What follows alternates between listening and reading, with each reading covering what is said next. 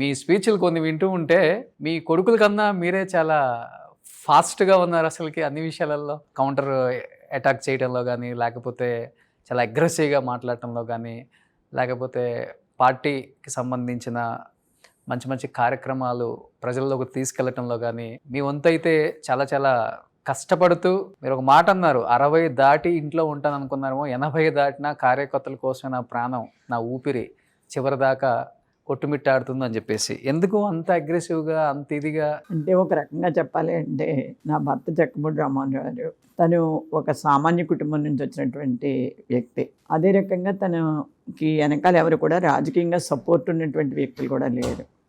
తనంతట తను తన శ్రమని పెట్టుబడిగా పెట్టుకుని ఎదిగినటువంటి నాయకుడు. అంటే మొదటి నుంచి కూడా కార్మిక సంఘాలతోటి వాళ్ళ కష్టాల్లో పాలు పంచుకోవటం, అదేవిధంగా ఏదో రకంగా పైకి రావాలి, నా వంతు సేవ నేను ప్రజలకు చెయ్యాలి అని ఒక అంటే ఏ కార్యక్రమం చేసినా తను నెంబర్ 1గా ఉండాలనేటటువంటి ఆలోచనతోటే ఎప్పుడు రామ్మోహన్ రావు గారు ఉండేవారు. ఓకే.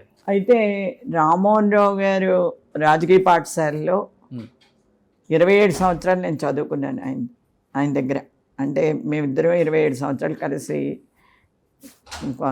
కొనసాగటం జరిగింది.